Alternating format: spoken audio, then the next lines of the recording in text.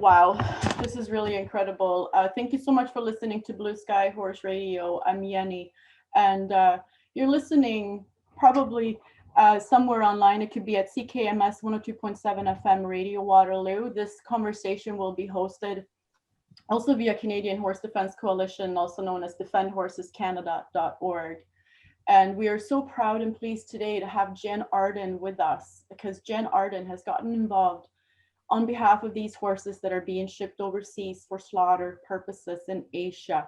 And if you know anything about this industry, you know that it is absolutely gruesome. And to have a voice like Jann involved is incredible, because you have so much courage, heart, and power, actually, and a voice here in Canada. So it is so special to have you with us. And thank you. So I appreciate that. It's an honor to. Yeah, no, it's great. Yeah, my name's Jann, and I'm an Alberta girl. Grew up in a rural area, so grew up around horses my whole life. And you know, as I'm getting older, you know, my heart is growing, and I really appreciate, you know, just being alive and being on the planet. And I think that has really brought me an acute awareness of other living things around me, you know, really in the last 10 years. Yeah. And, you know, you go along in your life and you eat your burgers and you order your stuff at the restaurant, you have your chicken wings watching a game, and all of a sudden, you know, something happens, there's a shift, and you realize that your own clock is ticking away, and you have to start bearing witness to hard things. And I think the reason people always say, you know, you're vegan, what took you so long to be vegan, and what took you so long to get involved in animal advocacy? And I think it was that nobody likes seeing hard things. And it's sort of this plausible deniability where you go along and you think, if I don't see it, it doesn't exist. So this is always the problem that we have, whether we're dealing with homelessness, whether we're dealing with world hunger, whether we're dealing with, you know, something like HIV, AIDS. Anytime where the truth of the matter is hard to bear witness to, things tend to go on and on and on. So that is where the majority of the public lies, is with awareness. But yeah, Alberta girl, grew up with horses, heard about the wildies many years ago. So the culling of the horses is kind of where I entered into this corral, as it were. Mm-hmm. My friend Judith Sampson French, who was also involved with the coalition, was very active in bringing awareness to the Alberta government culling horses, wild horses, because they were a nuisance for the forestry industry and a nuisance for the oil industry, and which was just it's a ridiculous thing. You want to see nuisance? I can't even get into that. So that was my entry point. And then as we went along, Judith, you know, started talking to me about the exporting. And this is what's happening. And, you know, these are people that, you know, need some help. And I remember years ago on a tour having a little, the Canadian Horse Defense Coalition box in the lobby of one of my tours, collecting money. And I think, you know, we made a couple $100, you know, and gave it to the coalition. This was quite a number of years ago. And then I just thought, I need to get more involved, Yenny. And so basically here I sit before you, very humble. It's been a very, like you said, gruesome learning curve. And, you know, the shipment of large draft horses on a pretty much bi-weekly basis out of Edmonton, out of Calgary, out of Winnipeg. The tendrils to where these horses come from, how they are bred, what their lives consist of, is a very long and complicated, hard to follow story. But at the heart of it is something very simple. We want to stop the live export of horses. Yeah. The devil's in the details, and we will attack all of those and conquer them one little thing at a time. But our first job, and what you're being so beautiful about here, Yenny, with your radio show, is awareness, and for us to have a platform to tell people what's happening, because Canadians don't like it. No. That's right. And we forgot to mention also Loni Stewart is with this conversation, also from Canadian Horse Defense Coalition. Thank you, Loni, for helping facilitate this conversation. Yes, thank you. Oh, you're quite welcome. Just so thrilled having Jann's participation and just her stature in Canada to bring awareness to this issue, which the horses have desperately needed this over the years. And so thank you, Jann, so much. Oh, no, it's very humbling. You know, it doesn't take a rocket scientist to realize that this is not a major part of Canadian gross national product. Well, no. This isn't something that's providing thousands and thousands and thousands of Canadians with dinner on the table and, you know, putting their kids through school. This is not that industry. That's So right. when people are talking about we need jobs, you know, it's COVID or whatever the case may be, you know, this is thousands of hardworking families that you're taking away their livelihood. I'll tell the Canadian people or anyone that's listening to us right now, this is not the case at all. Yeah, there is no one to feel sorry for here. There is no jobs we're taking away from people. The people involved are, and it's no secret, are a very rich family that are all, they have more money than, you know, than most of us will ever see in our lifetimes. This $20 or $25 million that they bring into the fold every year from the export of these horses, and we're looking at about 23, 24, 2,500 horses a year. And you can correct me on that, please. You step in any time. If my facts aren't wrong, we have a pro with us that knows the minutia of the industry. So, okay. So go ahead. Yeah, I'm just trying to bring up the stats. There it is there. Yeah. 2018, the exports were 2,371. 2019, up to Q3, it was 2,231. Very, very close. But we're kind of dealing in prior years, though, it was as much as 5,000, and I've got stats here from 2014 was 4,063, 2015 again 2,408, 2016 2,374. Oh, that was the May year to date for that year. The annual for 2015 was 5,782. 2014 was 7,111. 2013 was 6,635. So, you know, when we do the math and when we look at, Jenny, the history of, you know, it's great to see these numbers dwindling. That's not to say they'll stay there. I think depending on the access that these group of individuals has to horses. Yeah. And what I want, the picture I want to paint for people as well is this. These are not ponies that someone didn't want. These are not the pictures of the horses that people see going to slaughter. And as much as that is a heartbreaking, unacceptable, gruesome industry, the focus of all of us right now in our tensions, because we cannot stand on every plank. So we want to go after exports first, because these horses are large draft horses. And I want everyone to picture in their minds the size and the beauty of, let's say, the Budweiser horses.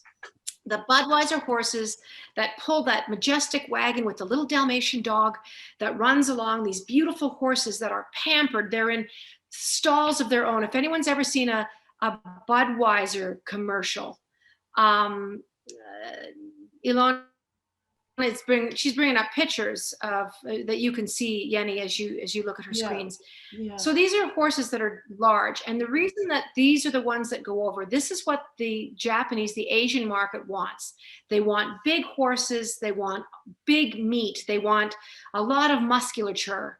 This is because they're eating the horse meat raw. It's imperative that they have it a certain way, and that's why the live exports take place. They want to do the slaughtering on their end. And we've spoken about this too. We have no idea how they're slaughtered. There's no regulations in place, as far as we know, with the Japanese government that regulates how these horses are brought down. Mm-hmm. And you know, the Japanese people are not tall people. They're not big people. We're looking at horses that are 16, 17, 18 hands high. There's a picture that I put up on my Instagram a couple of weeks ago, and I'm standing next to a Belgian draft. I come up to its shoulder. I come up to its shoulder. It is, well over 1,000 pounds. And it is these horses that are put 3, 4 at a time. We know this because we've witnessed it. We have bared witness to this atrocity. I know people are always saying, what can I do? What can I do? There's a lot of us out there that are bearing witness to this. We all leave crying. Doesn't matter how many times you've seen this. They're getting whacked with sticks to get them into these crates. So these are babies. The ones that we're talking about, they do come from different parts of the world, but for the most part, they are bred for the purpose of human consumption. They come up from the US border. Because the US stopped doing live exports, of course, they have found loopholes and they're thinking, oh, the Canadians still do this. Let me ship them up that way. So the feedlots are gruesome. They're wandering around in mud, in their own shit and urine. There's not a place for them to run. They're huddled in there hundreds at a time. Their lives are short. They're bred specifically for that. And even if I go back a little bit in the history of why this even kind of started happening, I wish Judith French was with us today, Judith Sampson French. Back in the day when women were doing hormone replacement, that's right, they used horse urine to make the synthetic hormones that thousands upon thousands of women took to ease the pain of going through menopause. Now, when this stopped and when they actually became made that we didn't need horse urine anymore, bear with me, I know this sounds so kind of ugh and yucky, but that's what the horses were used for. They collected urine by the thousands of gallons to make these hormones. That stopped because human beings, of course, science moved forward and human, ingenuity moved forward, and they didn't need the horses anymore. Ta-da, what do we do with the horses and how do we keep the money coming in? So these guys that had raised these majestic horses, at least they weren't being killed. They were being used for their urine, which, I guess is not the end of the world. And no one really paid attention to it because at the end of the day, yes, those horses are still going to be killed, but as long as they're useful, they're going to be used. But now they're like, oh gosh, how can we keep this money coming in? Da, da, da, da. Live export, Asian markets, people that will eat this type of horse. And, when you think about what you can get at auction for a horse this size is nothing in comparison to what the Japanese, Asian, Korean market will pay for a horse this size. And we're Lonnie can correct me here, but it's about $5,000 for a horse that would normally, that's probably triple of what they would get as an auction price. Yeah. So that's kind of where it originated. And they did not want to let go of those millions of dollars. So going back to my original point, if this is not the gross national product of Canada, there's no impact at all economically for us. So what the Canadian government has let happen is that this family, the Boovery family, has just continually, Lonnie's going to jump in there, but and correct me, but at the end of the day, that's kind of where the money trail begins and ends, but she can expand on that. Well, it's kind of the trade really started from the US with the Shorno agribusiness, and they were shipping draft horses out of Seattle Airport. For whatever reason, they had to get out of town, so they moved to the Summerview feedlot in Pincher Creek, Alberta. Now, at the same time, they also got into partnership with the Boovery family somehow to utilize their feedlots as warehouses for the horses that they were getting. So it kind of really grew into this business where the Booveries were involved, but it's mostly Shorno and the other consignors, and also any horses. Explain to Yenny, Lonnie, what a consignor is, because I think the Canadian people, they don't understand that. And basically, the consignor gathering these horses and actually getting the horses for these shipments. So, and these are the men that go around to find these horses. And maybe you can expand on that a bit, Lonnie. Okay, so once it comes up, this is a list of consignors. So Shorno Agribusiness, Wilgill Farms, Fulwelling. These people gather the horses at their locations, and they eventually get them all into a quarantine feedlot, and then they ship them to the airports. Now the consignor, these are the charterers. The consignors are the people at the, oh, what do you call them? Oh crap, I should know. The auctions or the? No, nothing to do with that. They're not consignors. They're, oh, Jesus, Murphy, like Menzies and Sky Service. They're forwarders. That's the, it. The exporters. The exporters, the forwarders. Yeah, so they're forwarding the horses on behalf of Shorno, Llewellyn, Wilgill, whoever else is involved in it. So the consignors, though, and all these so-called farms, it's appalling to me that in Alberta, these consignors and these basically these guys that are, you know, sending these poor horses off to their ill-fated deaths, they're calling themselves farms, which is the most abhorrent, ridiculous thing in the world. They're not farms at all. They're just death camps. Yeah. They're holding pens that are, the horses don't even understand why they're there in those to begin with. You know, they have no space. Like I said, they're walking around muck, but they need to be quarantined because there's drugs that can't be consumed by human beings. And that doesn't always end up being the case. You know, a lot of times these horses have drugs in them and they're shipped anyway because there really isn't a lot of regulations. They're always talking about veterinary care at the airport with the Canadian government that are, you know, looking over these horses before they head out.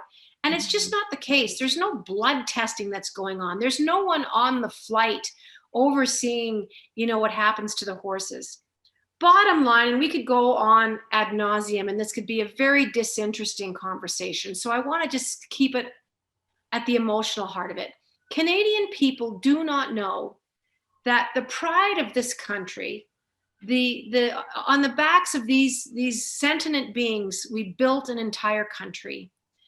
Mm-hmm. Farmers would stand hat in hand, having to put down a loyal family horse that worked fields and worked farms. There would be no surplus of draft horses were they not bred for this purpose. Yes, there are some that are not used anymore. Yeah, there's all those sad stories where we don't have room for them anymore. This happened, that happened. We understand that, and we can't stop that. But what we can stop is them being crammed into these crates. They're terrified. We don't know, a lot of times they're crumpled on each other by the time they get to the other end. They don't care as long as they can stand and get them to the feedlots. Yeah. There are deaths. We don't know if they're always reported because that affects their ratings. You know, that affects their standing with the Canadian government. And this goes all the way to trade agreements. Like right now, I know that Trudeau is in trade agreements with the Japanese. And so we don't know what goes on behind closed doors, and we don't know what the tit for tat is. What we do know is if Canadians understand the horrific treatment of these animals, the terror that is actually surrounds their entire existence. Yeah. From the time they come into the world to the time they leave, and the majority of them, Lonnie, correct me if I'm wrong, are between 15 and 22, 24 months. They're not old horses. They're young babies. Yeah, a lot of times, though, older horses will be shipped, And I'll show you a picture because you were talking about Boovery. Well, this is the Boovery slaughter plant. These are horses in a pen that have been part of a group selected for the Japanese, but have been rejected by the Japanese inspector. So instead of being given a chance to be rehomed, they're sent to this Boovery slaughterhouse. And that's where all these guys ended up. So instead of going to Japan for the slaughter, they were slaughtered here. So a Japanese inspector Yeah. walks the lots, Yenny. He'll walk the lots and he will literally check mark them. Yes, no, yes, no, yes, no. And if you notice in the photo, the horses have numbers carved into them. It's a kind of sick inventory system. Yeah. So what happens is that the horses come from the feedlot, they go to the quarantine station, and I believe it's, the consignor who's selected a group, go to the feedlot. The Japanese show up at the feedlot to do their picking and choosing, and then the horses either go on the truck to the airport or the truck to the Boovery plant. That's what we believe happens. Of course, nobody in industry will speak to advocates. So this is at the heart of it. When people are doing wrong things, when they're doing things that they know are not right, it becomes a very clandestine operation. Oh yeah. It is done in the darkness. It's done in a way that, even the building, the shipping place that they're shipped out of, and this is sad to think about, this is the same building, and I know this for a fact because I've done all my checking. Spruce Meadows is a state-of-the-art building that they use to ship animals out of. There's not a building for the draft horses and a building for the beautiful jump horses that are revered and worth $200,000. This is the same building. So I'm disappointed that Spruce Meadows does not get more involved. And I'll say that this is not coming from the Canadian Horse Defense Coalition. This is coming from me, Jann Arden. I'm disappointed in them as purveyors of, this proud horse heritage, that they have sat unbelievably silent on this issue. And these horses are shipped out of a building that basically they had built to accommodate the beautiful horses that are shipped beautifully all over the world, that are treated like gold, water, a veterinarian care, one horse to a crate, tended at every moment. When a farmer or anybody in the horse business, when you see those horse trailers on the highway often, there'll be two horses in there as happy as can be. Their heads are up, they can look out, they can see what they're doing. They've got lots of air and they're calm and they're fine. I've talked to friends of mine that he was showing horses all his life. They pulled over about 2.5, if it was like a 7-hour drive, they pulled over every couple of hours to give them a little snack, to give them some water, talk to them. These are animals that are smarter than dogs. Yeah. So in the plain, this is the other point that I want people to understand. And these times really waver too. We have no idea how long they unload, but here's how their day starts. They've been in the feedlots for at least 2 weeks. They're fattened up. Poundage is important. They're not moving around a lot. They're standing in their own shit, pee, mud. They're standing there. They're fattened up. They're probably putting on 150 pounds before they're shipped. So now they're put probably 20 bodies at a time into these trucks. And they're the normal trucks that you see on the highway. Whenever you've gone by, a truck full of pigs or a truck full of cattle that are stuffed in there, these are the 18-wheelers are the standardized truck. They go up the ramps, they whack them to effing get them in there. They don't want to go. No. They don't know what's happening to them. They're frightened. They kick. Lonnie's bringing up a picture. That is a nicer looking one. A lot of times they don't have holes like that at all. They have very small holes. So this is where their trip starts. Understand, they're not given water because they don't want them peeing and defecating on the plane too much, because Korean Air doesn't like it. They don't want to deal with all the feces. It's an inconvenience. So now they're on the trucks. From the time they load to the time they get to the airport could be anywhere between 3 and 5 hours. We don't know. They could be at the lot standing there in the truck. Who knows? We don't know. We know when they start their journey. Now they're coming to the airport. They've got to disembark.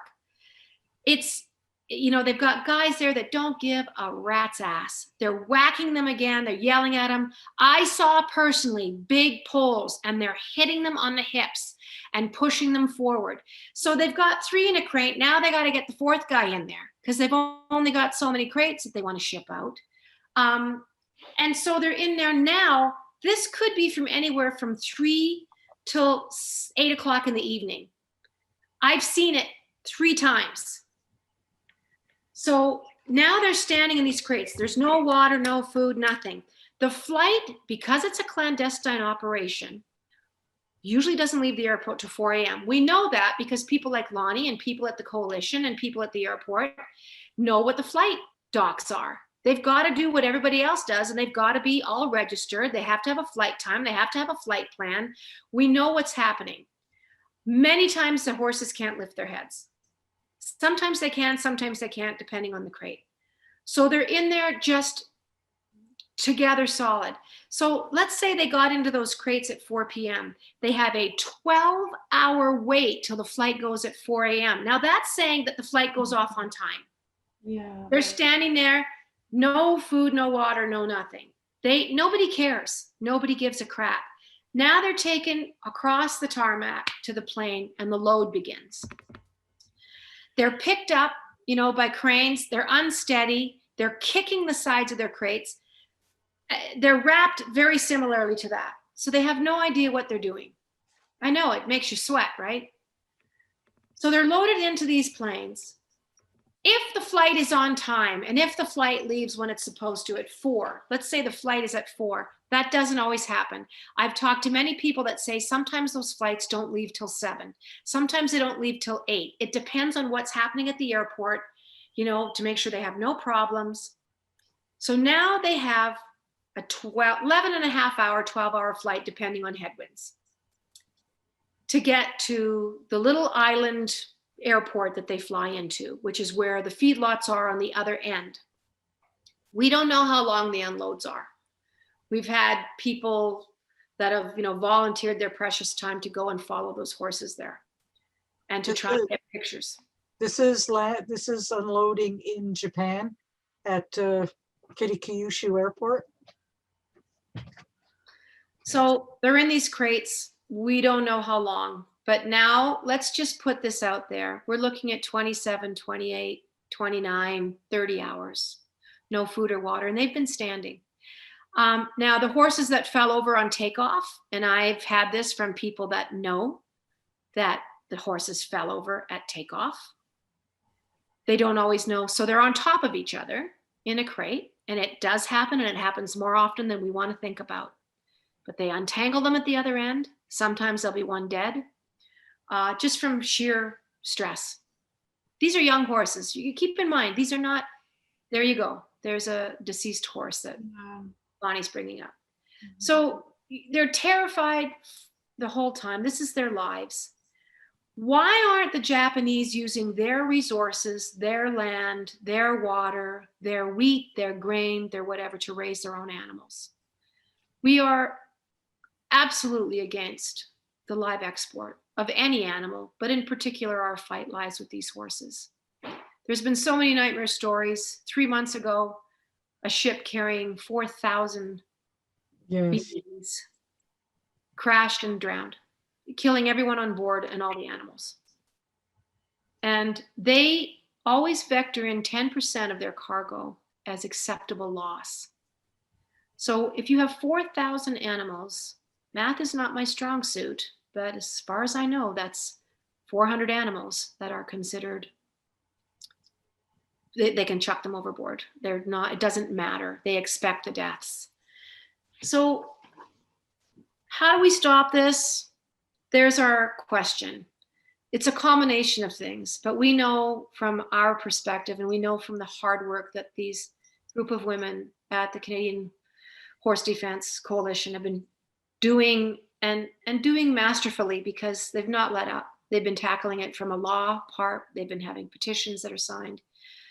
When I got on board, I knew that, one of the things that I could lend my voice to was awareness. And we've had a lot of traction this last 6 weeks. Oh my, yes. We've had donations coming in. We've had people asking what we can do. We have a line of T-shirts coming out. Oh, nice. I'm going to call on all my friends that have, that are public people to wear our hashtag horseshit T-shirt. And I know that may be offensive to some people, but we chose that for a number of reasons. These horses are covered in horseshit from the time that they're in those lots to the time they go. And it's unfair. It's not clean. It's a disgrace. It shows no respect to these animals. And we know it catches attention, and they'll see the hashtag horseshit and they'll go, what does that mean, the hashtag? The hashtag will link to a little sidebar website that we're just about finished completing that will hook onto the Canadian Horse Defense Coalition. So it's going to hook right on. That's where we're going to be having our T-shirts. We have bumper stickers that say horseshit, and we have a series of buttons that say "for crying out loud," little cute take on "for crying out loud." It's for F-U-R, for crying out loud.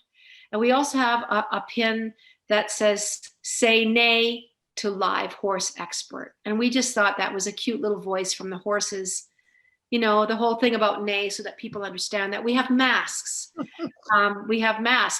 So these will all be available on the hashtag horseshit.ca website, so people will know it's Canadian. So our plan, every time a new person finds out that this is what they're doing, in a very secretive, shameful way, because they're ashamed of themselves, we make ground. If it's stoppable in the United States of America, it's stoppable here.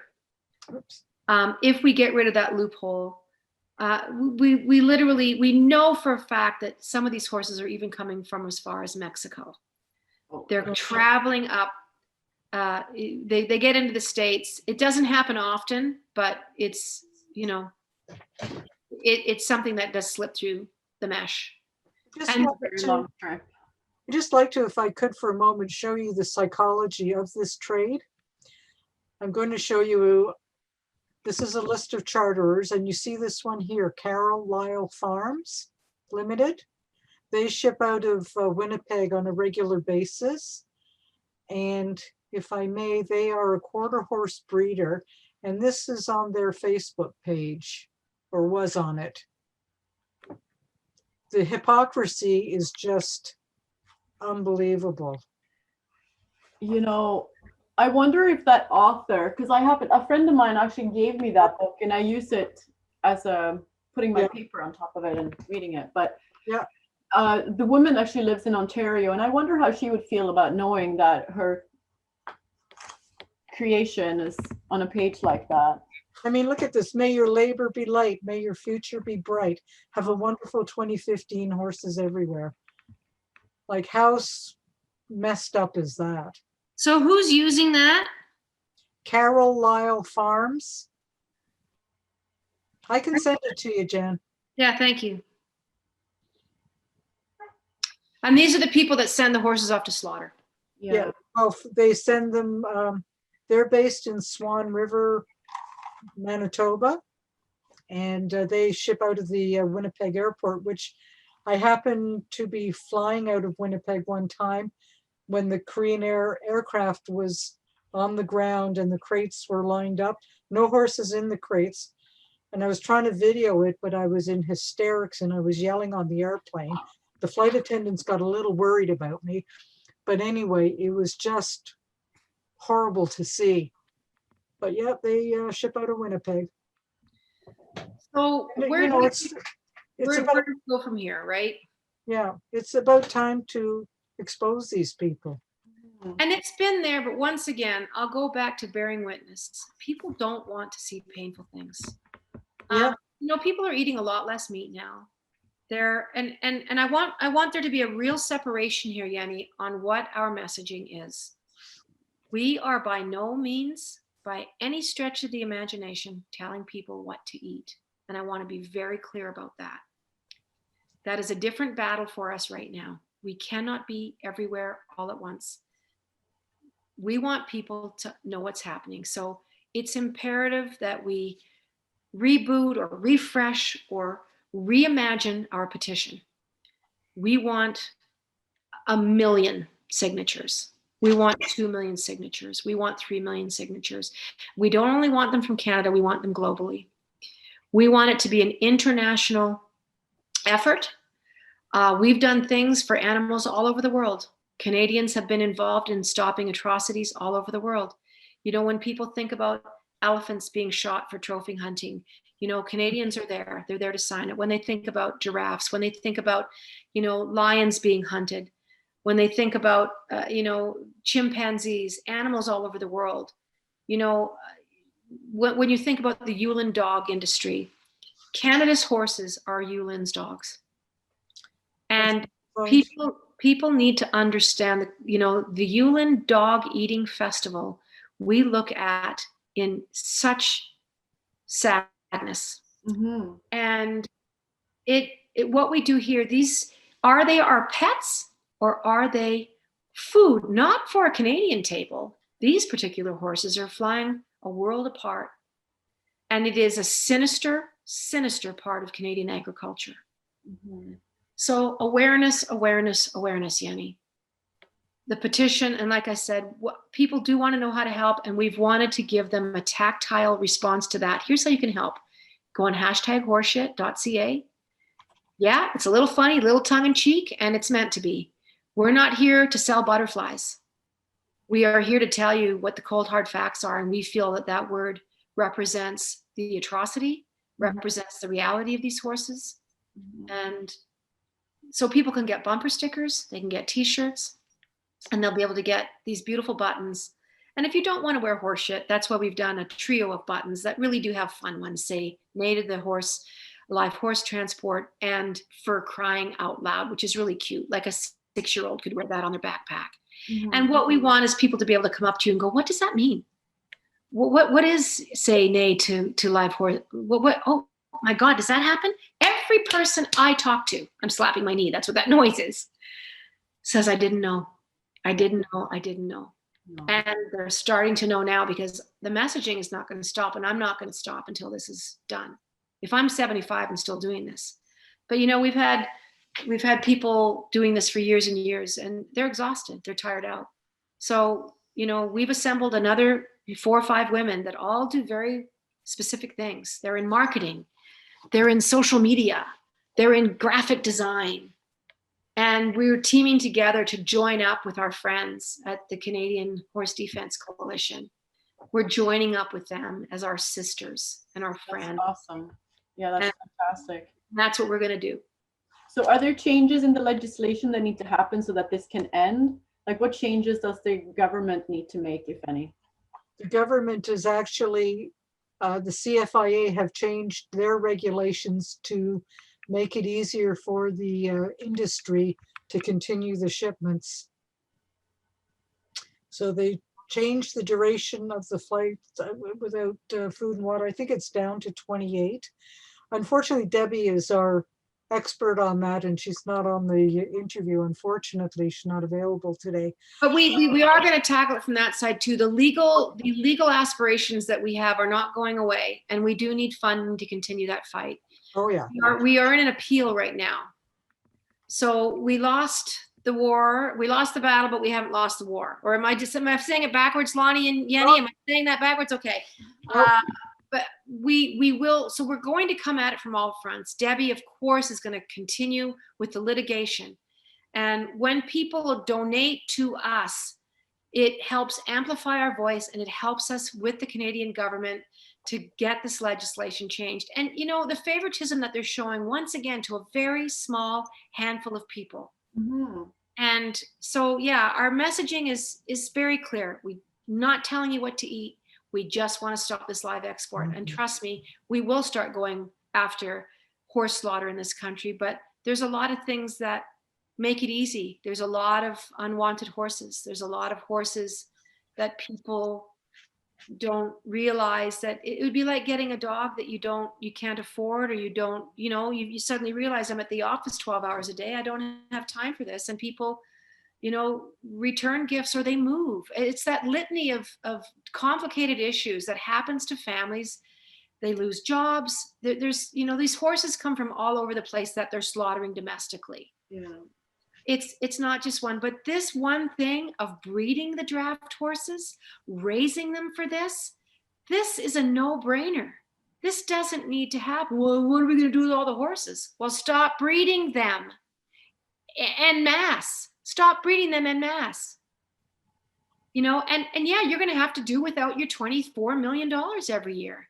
Mhm. And you're already rich. It's not like it's even changing the optics of these people doing this. It doesn't change their lives. This is just extra blood money, literally. Yeah. Jan, can I show a preview of the lollipops? Yes, please. Mhm. Let me see if this is just the testing thingy. Yes. Hang on a We're second. going to have a very uniform look the next time we do our protest. Oh, Now, the shove it up your loophole, I love. that's awesome. Well, it took a while to understand what that meant. Yeah, but it's Yeah, that's a the good one. loopholes. It's the loopholes that everyone utilizes, and it's why I'm probably not pronouncing it right. Shorno came up from Washington into Alberta to do their nasty work because they got shut down in the States, and they had public pressure. They had a whole bunch of public pressure saying, we don't want this here. So, and on the back of each sign is, I stand with the Canadian Horse Defense Coalition and Jann Arden, just because I'm going to be the face of this thing, and we just want a uniform look, and we want people to be able to. So these are how we're going to look going forward. They're ordered. They're going to be with us very soon. The T-shirt I can send you right now as well. That's really cool. I'll send it to Lonnie. There's also some misinformation about that. The Japanese believe that the horses are bred on green pastures and have amazing lives here in Canada. Like, we don't know what all the disinformation is, and we're actually planning at some point to do a protest in front of the Japanese consulate here in Calgary. We have to start pressuring the other end of this. It solely doesn't lie here. And the meat that's consumed is very expensive. So this is not the layman's meal in Japan. This is not rice and fish or anything that's affordable to the average Japanese man or woman or family. This is rich people selling to rich people. Not that that negates anything that's going on, but when you're dealing with that, these are the people that can afford to have people look the other way. Let's put it that way. yeah. Hang on, I'm just getting the T-shirt up here. But we have to, the petition's going to be major, Yenny. It's going to be major. The vocal, the louder we are, Yeah. more vocal. There's our T-shirts. Oh, very good. And So they're how much for the T-shirts? I don't know yet. I'm going to talk to the team. Cool. Right now, I'm undertaking all of this myself. I'm paying for this through these videos that I do. Nice. So, and it's not about paying back, but once we get this up and running, the T-shirts will pay for themselves. And this first round is on me, but then they're going to be self-sufficient. All right. And so we'll have a price point that makes it that we can keep the T-shirts in stock and keep selling them. And that we can also fund our legal aspirations with the coalition. Yeah. And but the main thing, it's not just about the monetary part of this. That's the smallest part of this. This is about awareness. It's the only way we're going to win the fight, is that people know. Yeah. Then it puts pressure on all the points that need to be pressure, because when a government is embarrassed into doing something, when they actually have enough people saying that, we need to pressure the airlines that carry these horses. Yeah. You know, look at the picture that the Japanese people are being fed.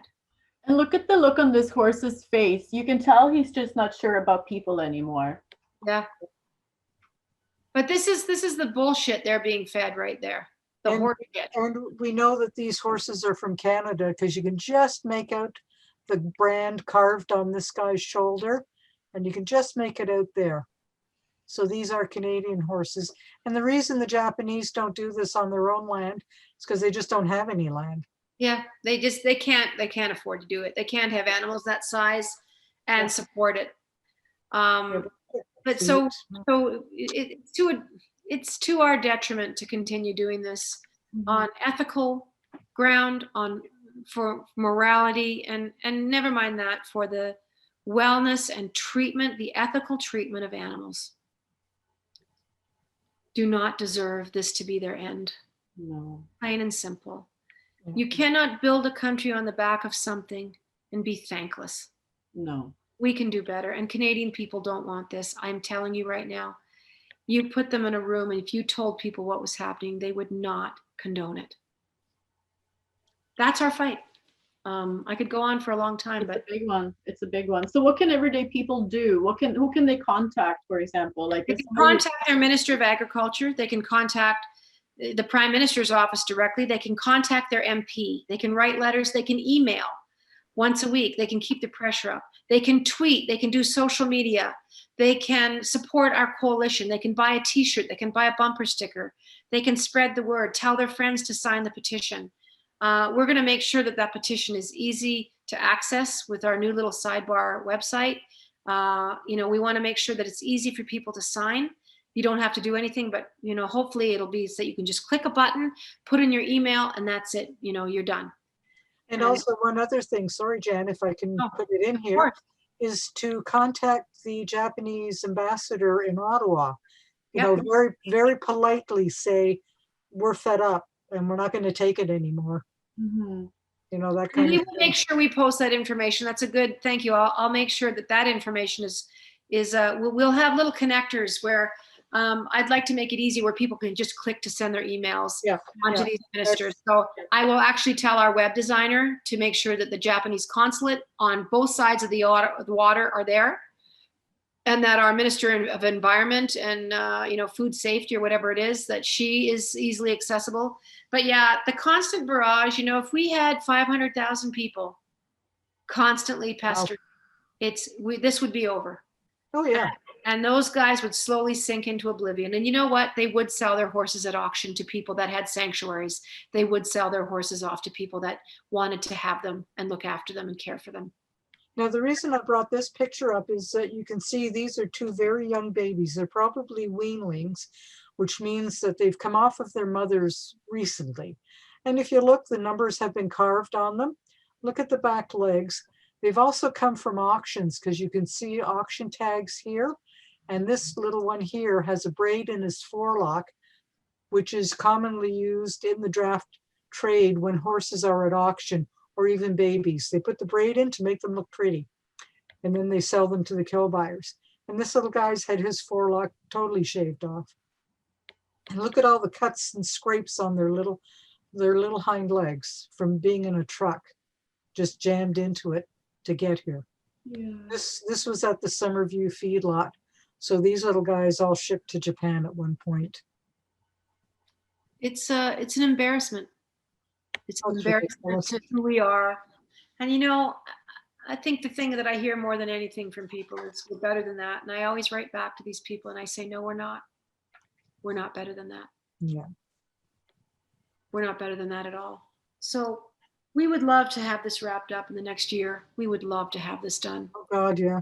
It's been years and years of this, and it doesn't affect Canadian, like I said, the bottom line. Nobody's this isn't helping any families. This is doing nothing. It's rich guys having the last laugh. They're having the last laugh, and it's cash. And I don't even know the kind of taxes they're dealing with. I'm sure they have found a million ways from last Sunday to figure out how to keep that money in their pocket. But it's some bullshit line of whatever. I'm just bringing up this image. This is how I got involved with this. If you notice, the date is 2004, and this is a flight from Edmonton to Tokyo with draft horse, 57 draft horses on behalf of Shore Holsteins, who no longer are a consignor. But this is back in 2004, which is just after when Shorno bought the Summerview field lot. But this, being out of Edmonton, I don't think this was a Shorno based flight. But I worked at a cargo airline, and we used to get these faxes coming in every month or two, because any airline operating a flight out of Canada that is not a Canadian airline has to get permission from the Canadian Transportation Agency, who then advise all the other similar carriers about this intended flight, and if any carrier would like to protest it, but sadly none ever did. It's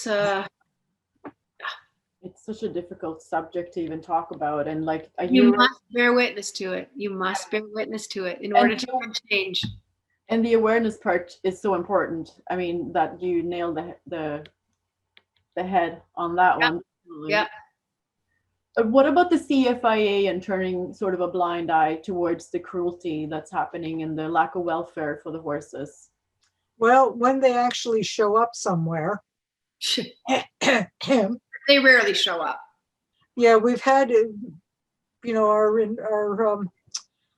our advocate at Calgary Airport rarely saw CFIA there, and they really turn a blind eye. The people are there, they're whacking the horses with whips and prods and these flags that they wave at them and yelling and screaming and all this kind of stuff. They just ignore it. They let it go. Oh, it's, part of business. But you have to understand the hiring process and the delegates that they send to oversee these things are getting their instructions from somebody higher up the ladder than they are. So as much as I want to fault them, they are given instructions. Yeah. This is what needs to happen.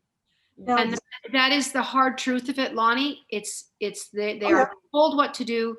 A horse would need to have a leg hanging off it in order for them to even say, oh, that one better not go. There is. What was the other point? Oh, crap. Oh, old age. I lost it. It had to do with the CFIA. They did at one point approach the consignors about having cameras in the aircraft, and the consignors flatly refused it. They said no. And we have that on documentation from the CFIA. They don't want to see what happens. And the horses, people don't understand when you vector in, there are turbulence in overseas flights. There are turbulence in overland flights, but in particular, depending on how you're cutting through those trade winds, you can have turbulence that drop an aircraft out of the air 4,000 or 5,000 feet in 60 seconds. Oh, wow. And it's less than that. And those horses go down. They absolutely go down. We don't know how many are piled on top when they get to where they're going. It's all in the dark. Yeah. So, there's nothing, you cannot argue this. It's not right. And any government that's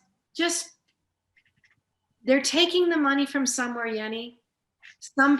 Somebody is benefiting. That's the hard truth of it. Who and what and how much and why is anybody's guess. And we have people working on that right now. We have a very clever company with 60 manpower working on just that. That's cool. It is cool. That's awesome. And these are people that are giving up their time for me because they're friends of mine and they're people that believe in this. That's awesome. I had a video somewhere of an Atlas aircraft making a hard landing one time. And just think if horses were on that. The airplane slammed down onto the runway, had one bounce, and then flattened out.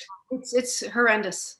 There's just no way about it. But because people do this, I'm cupping my hands over my eyes. It doesn't exist. Yeah. And I challenge anyone to come and meet me up at the load at the airport, and peek through the tiny cracks that they've left for us to see. Isn't that interesting too, how it's behind a big fence? They wrapped it so much, Yanni, that you can't see anything. Yeah. And they'll have security come up and try and move us. No, you can't be here. Yeah, well. Anyhow, girls, there really isn't anything left for me to say. That's the end of the line for me. I don't have any more information, and we don't want to overwhelm people. Awareness, please join us. Please look at horseshit.ca, #horseshit.ca. Get a t-shirt, tell your friends, sign the petition, donate to the Canadian Horse Defense Coalition. Keep the pressure up, keep the noise up. Join us at our protests. Come and hold a sign. You know, write your MPs, but this is the end of, you know, anything that I can add to this conversation. Our website is Canadian Horse Defense Coalition.org. But honestly, the joiner to that is horseshit.ca, and that to the it's much easier for people to remember. And we're building that now. We should have that up and running in the middle of next week. That's amazing. Okay. I just wanted to say something about the fact that you donated generously to Habitat for Horses. Humanity for Horses.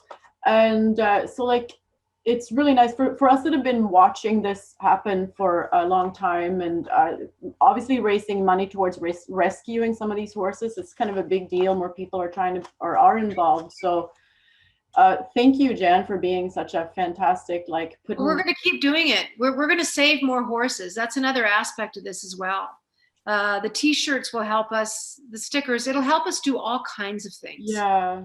You know, there's horses that we can save their lives. And you know what? We need to focus on the ones that we can help.